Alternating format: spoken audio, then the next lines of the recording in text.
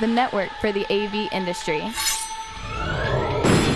What are you listening to? This is AV. This is AVNation. This is AVNation.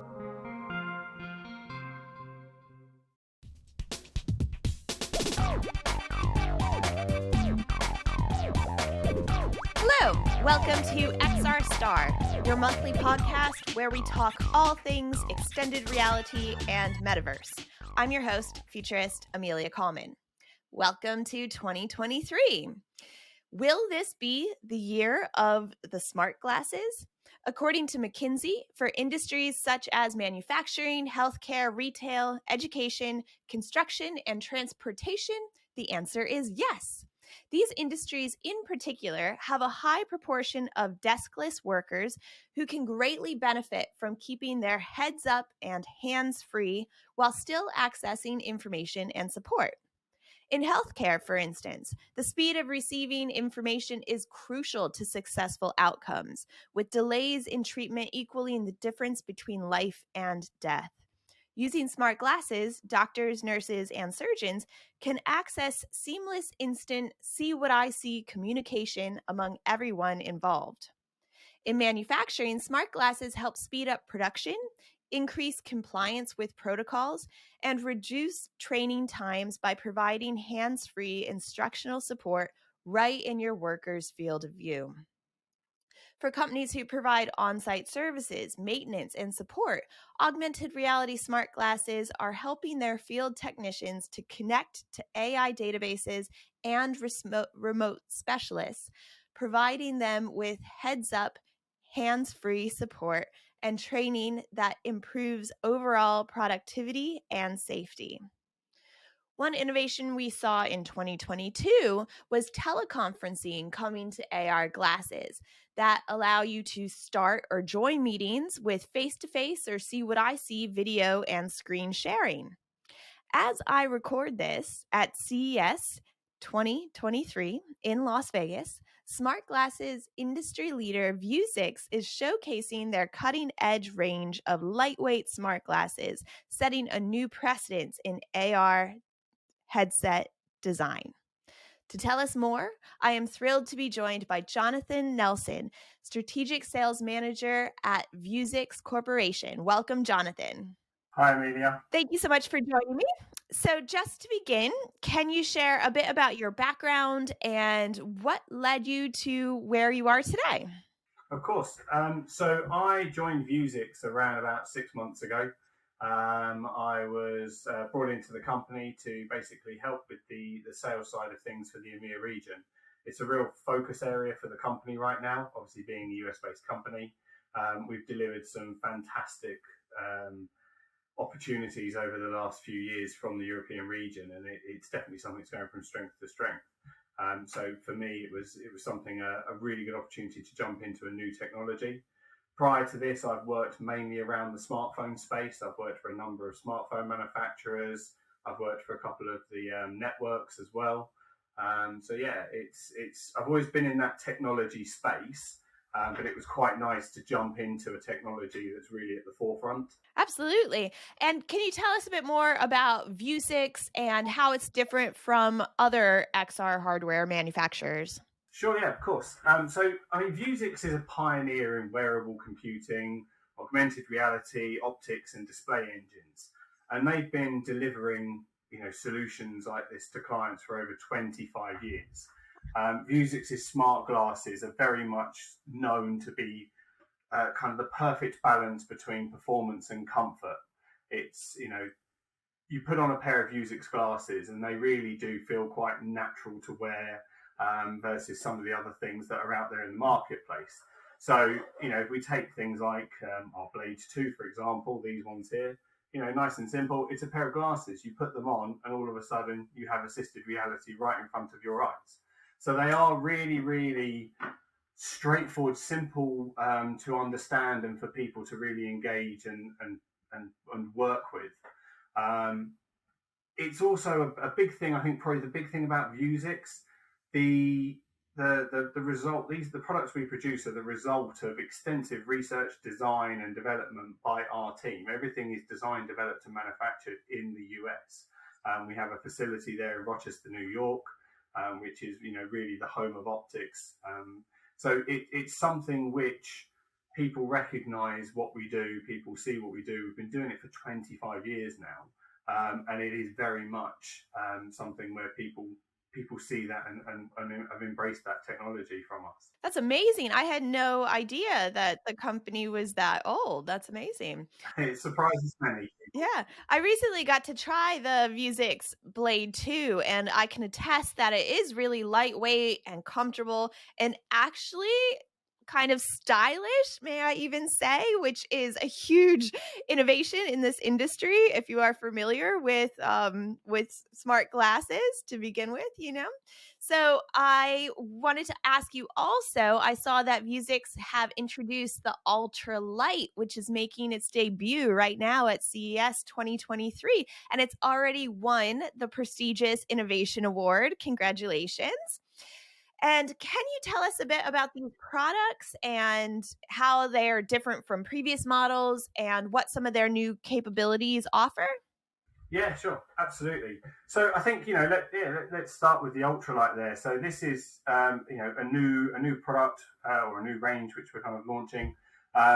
It's the kind of idea behind the ultralight is for it to become it's a fashion forward device. It's a fashion focused device. So whereas, as you say, the Blade smart glasses are quite stylish, these are really trying to actually tap into that fashion side of the marketplace and be more fashion than form than requirement. They've been designed specifically for the broader consumer markets, and we've taken our monocular waveguide optics and custom micro display engine to sort of work and create a crisp, transparent image to then deliver all of the information from a user's smartphone or a smartwatch in a hands-free way right in front of their eyes. So it's taking that next level. People started on a phone, then they moved to a watch, and now we're saying, look, put it in front of your eyes, have it right there where you need it, but in a very, very stylish form factor. And also, can you speak a bit about the Blade 2?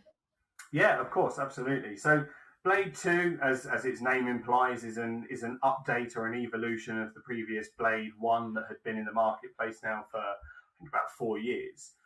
It's been a very, very successful product for Vuzix. As I said, it's very much pick up, play, put it straight on, and it works out of the box without any real need to adjust and tweak and fiddle around with settings like you have to do on even some of our other smart glass products. We essentially updated pretty much every aspect of it. So whilst it looks exactly the same from the outside, we put a new chipset in there, we increased the battery capacity, we updated, the most important update was we updated it from Android 5 to Android 11. So Blade 1 had unfortunately fallen behind the times on that, but Blade 2's brought right up to date with Android 11. It's still the same kind of weight, but we added some more memory to it. As I say, we upgraded the chipset. But we kept all of the key things that were important to people before. So they're certified safety glasses, safety rated glasses, which was really, really important for people using them. And we've also kept the ability to insert a prescription lens. So for glasses wearers who want to use these, we can manufacture a prescription insert for them, which they pop in and will be exactly their prescription. So they can take off their normal glasses, pop on the Vuzix smart glasses, do the work they need to do, and still have exactly the same vision that they're used to. Very cool. And one thing that has always impressed me about Vuzix is that from very early on, this is a company that has identified a specific customer and specific industries that this technology would really benefit. And with this last year, we saw Meta kind of trying to pivot from a consumer market into a more commercial market. But with the ultralight, is this Vuzix kind of maybe expanding into more of a consumer market? So absolutely. We still have a very, very central focus on that enterprise side of the marketplace. our products are used in a number of industries, and very much that is the core of our business. But it's always consumer is both a key market to be attacking, but also it's a difficult one. Consumers are a fickle bunch, as we well know, and many a company over the years has fallen foul of changes in fashion or preferences. There's some pretty well documented cases over the years of that. So I think for us, this is it's something we're going to be embracing. It's something we have developed a product for. How mainstream the adoption will become, we will see on that one. But yeah, absolutely, we need to be aware, and we need to be playing across all of the spaces. Well, and one thing I've always kind of said is that I think with this adoption through industry, through people's profession, through their office, through their work, then it becomes normalized and people recognize the benefits, recognize how easy it is. So then in their home life or in their, everyday life outside of the office, they maybe start to think, oh, like I missed that, or, I could really see a benefit for that in my day-to-day life. And I'm wondering, which industries do you think are going to kind of benefit the most from incorporating augmented reality into their long-term strategies? And ultimately, how might this adoption change the future of those industries? So I think we've already seen that happen in a big way in some of the industries we play in. If we take medical, for example, that's a huge industry for Vuzix, and something which we seem to perform very well in.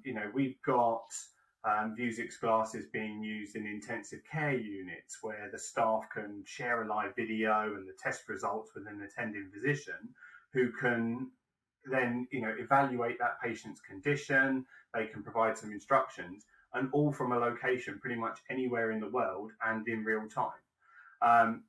Operating theatres is a massive one. The whole assisted surgeries, that's a really, really big one for us, and one we're seeing huge growth in. So, medical is absolutely massive, and I think that's only going to grow. It's big in private practice at the moment, but it's going to happen more and more and more.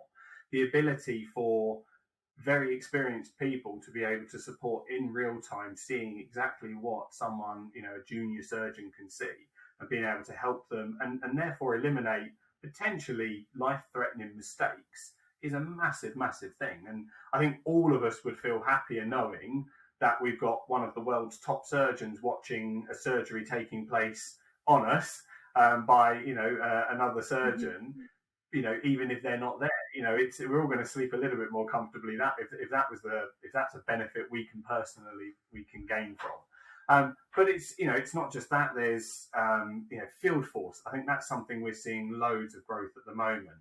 Right now, if you're at home and something breaks in your home, an appliance, an engineer comes out, can't fix it, doesn't really know what, maybe hasn't been trained on that particular model or something. If they can pop a pair of glasses on, dial into one of the more experienced engineers or a central control room, and have that person then talk them through repairing that appliance, you're happier as a customer because they fixed it first time. But then also the company has saved money on not having somebody else have to come back out, not having to go back for a second visit. The customer satisfaction is better.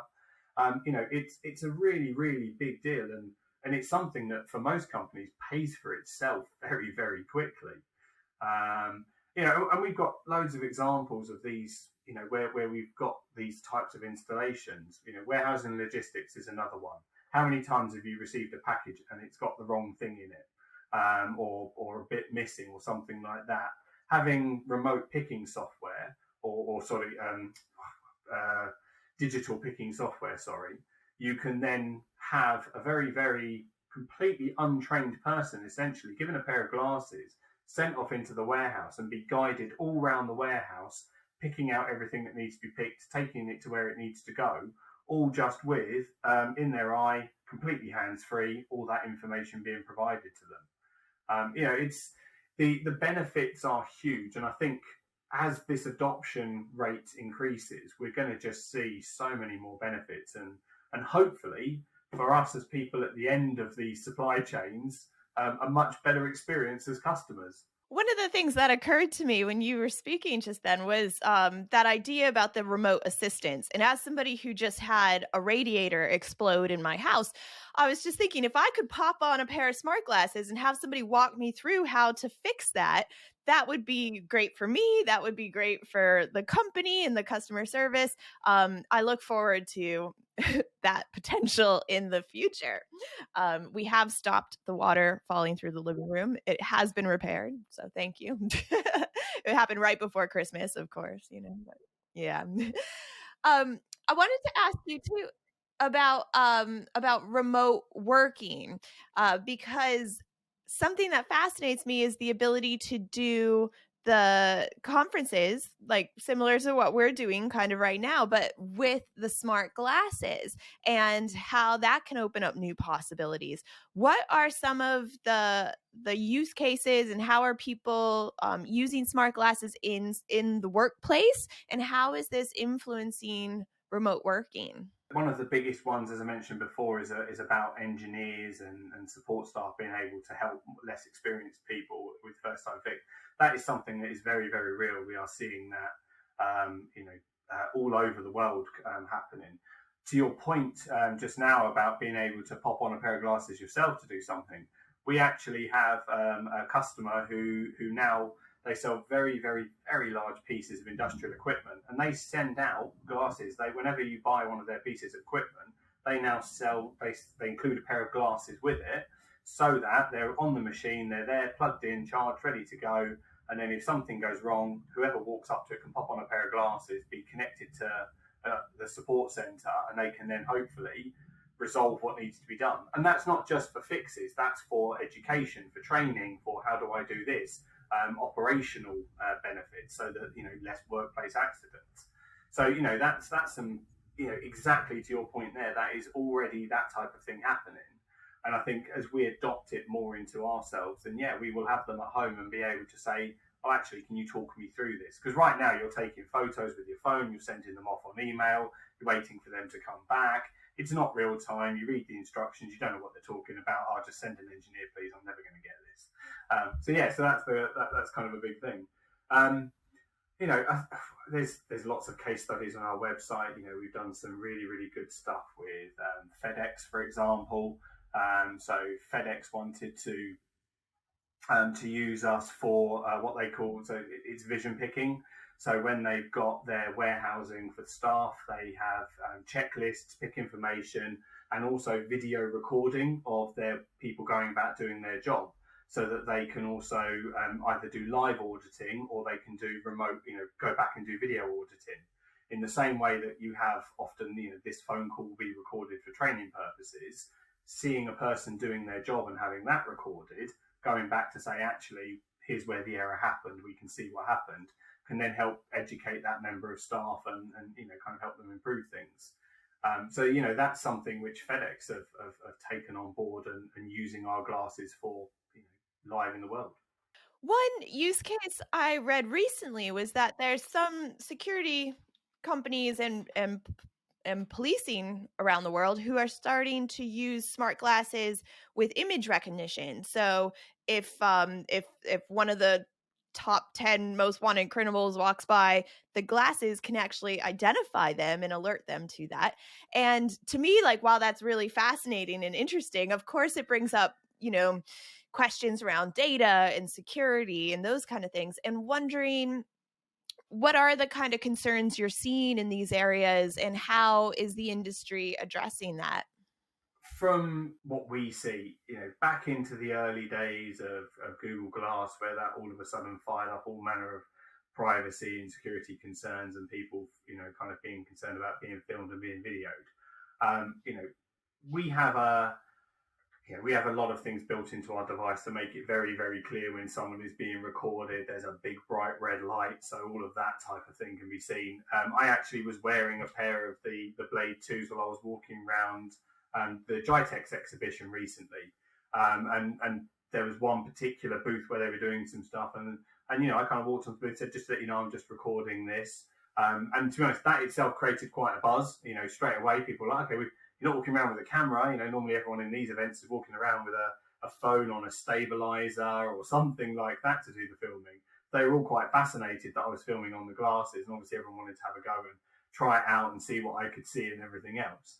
But so, we do try and cover it in that way. I think data with our devices, we take security very, very seriously. We have a lot of onboard processing on our devices. There is a lot that can be done with the devices isolated from the internet. So you don't need to be connected to the internet to run a lot of the stuff on our devices. We have onboard hard drives where you can, download an application and run a lot of it from there. Obviously, for things like the remote assist, you do need to be connected to the internet.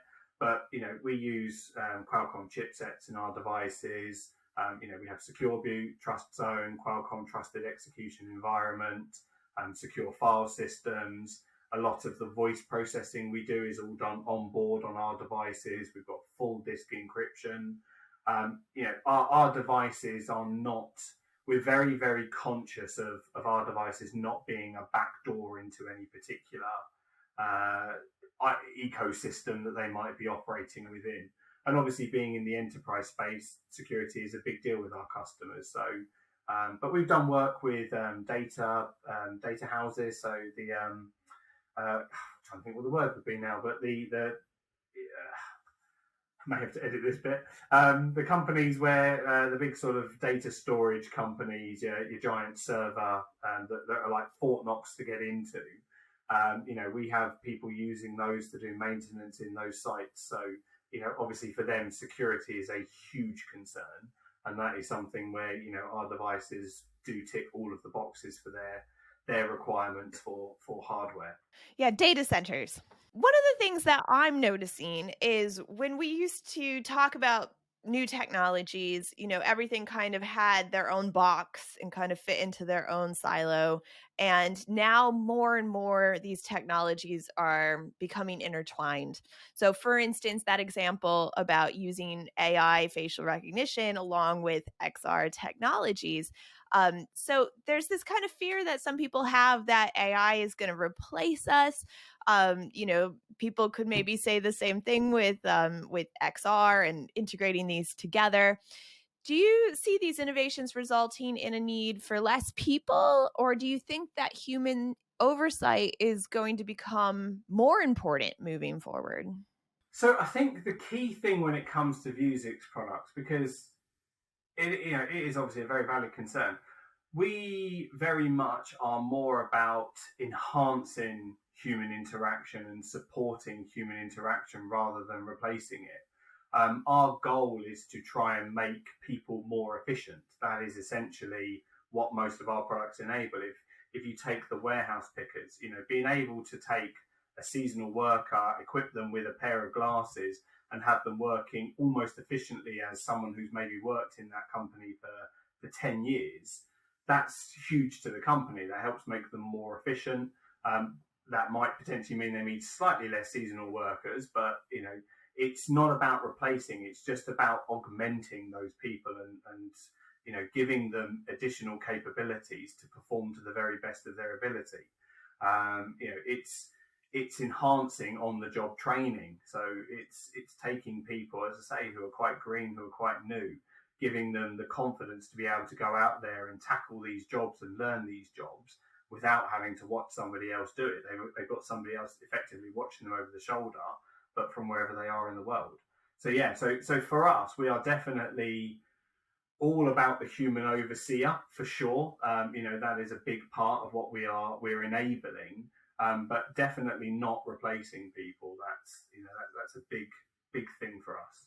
And I loved what you were talking about before when you mentioned going around the different conferences with the glasses on and recording. I think about I do many conferences and often I got my phone out and I have, my coat in one hand and I'm a microphone in another hand and just and what a pain that is. I guess I want to know a bit more about that specific experience of recording. Does it also pick up sound? How does it know when to start recording and to stop recording? Just what does that look like? So in that particular instance, I was just using the standard video recorder software on the device. But obviously, our devices run Android, so any Android application, any recording software for Android can be installed onto the devices. It might need some customization in order to make it smart glass compatible. Obviously, we don't have a touch screen for input. We have touch pads on the side. We have voice that we can use to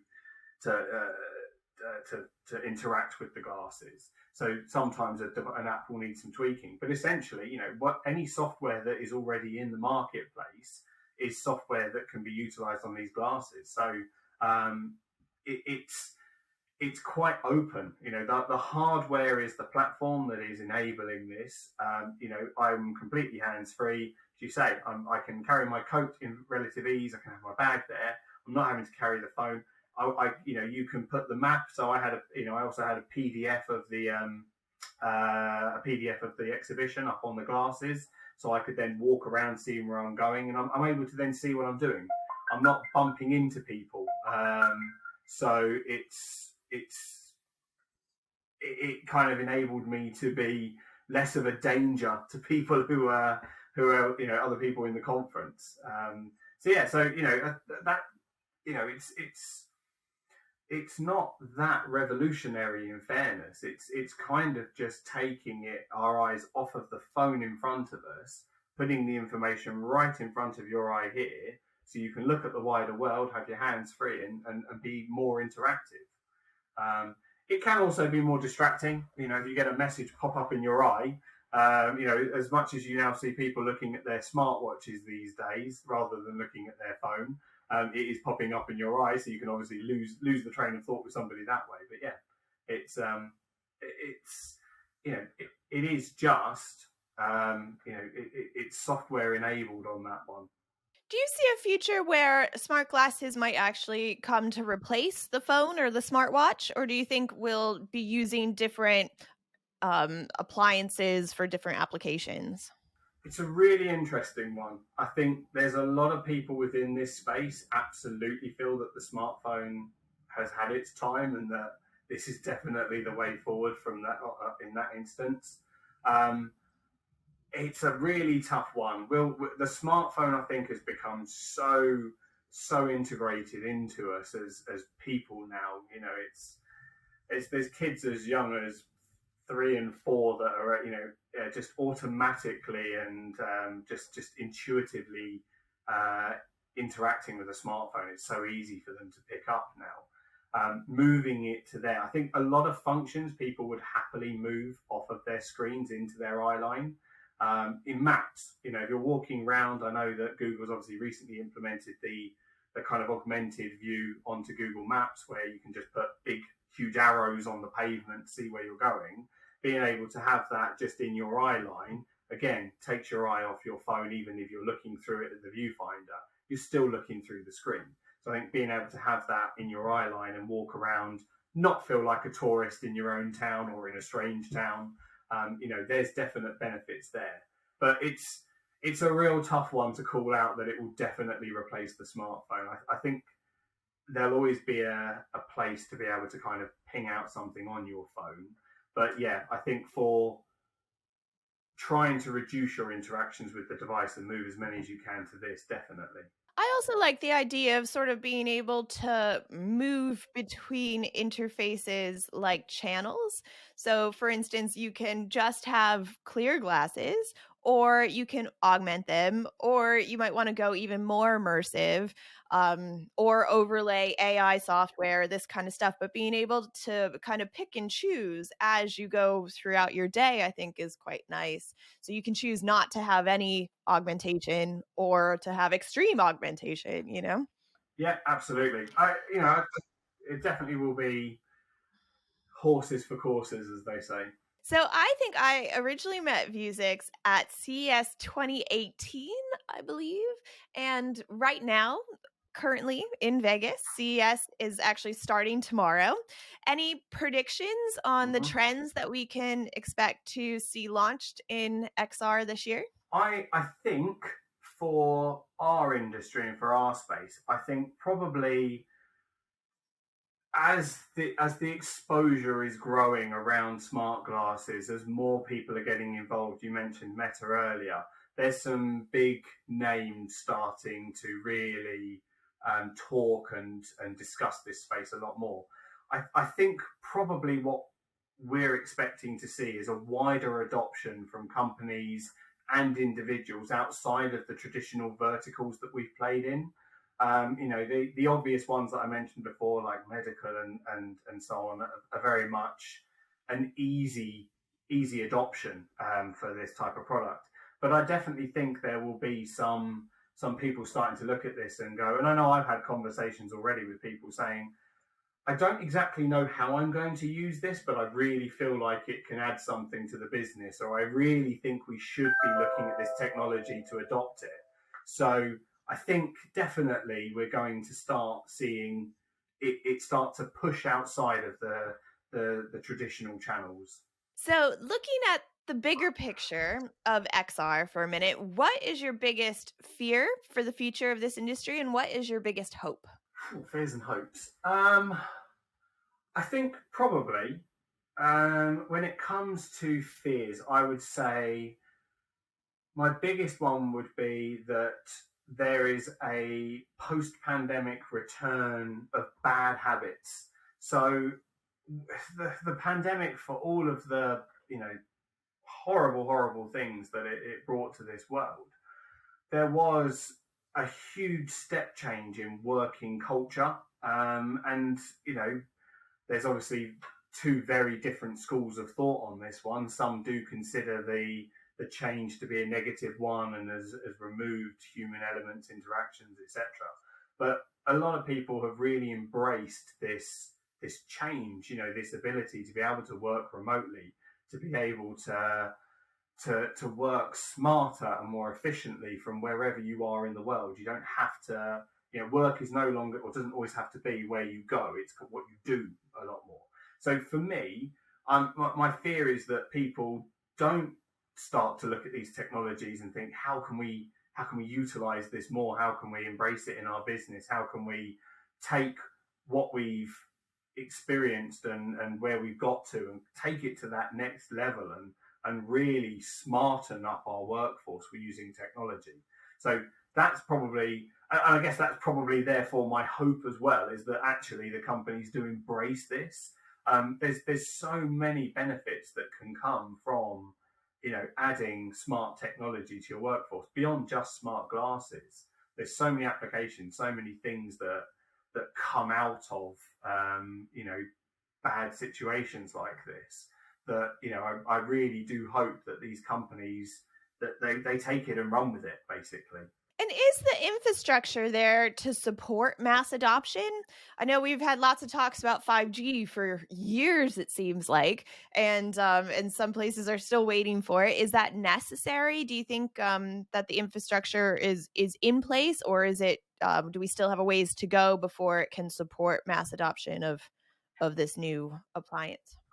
I think it's 100% there already. We work with a number of partners, and there is some phenomenal connectivity equipment out there where you can just have a very small briefcase or a very small case that has a router in it with connectivity to just 4G, good old fashioned 4G, that is powered and will run for a couple of days or a week, even with the batteries that are on board in these devices. And all you need to do, it creates a hotspot that you connect your glasses to with a quick scan of a QR code, and away you go. You are mobile working from anywhere. And I think the 4G network generally is pretty good in most places. 5G, yes, there's probably some way to go. But we find our customers are utilizing 4G connectivity, either Wi-Fi or LTE, with absolutely no problems at all. If you're in a building, you connect to Wi-Fi. If you're out and about, you can hotspot off your mobile phone. Data allowances are fairly plentiful now, particularly for enterprise customers. So, I don't think there's anything holding back the adoption other than people looking at it and going, how can we use this in our business? How can this benefit our customers and our people? And are you starting to see people building augmented experiences that are geolocated, that are rooted to certain locations? I'm thinking specifically of this kind of race we're seeing between Microsoft and Meta to map the outside world so that when you are walking down the street, you look at a building and there's an augmented facade to it or something like that. Is this a trend that you're starting to see companies take seriously?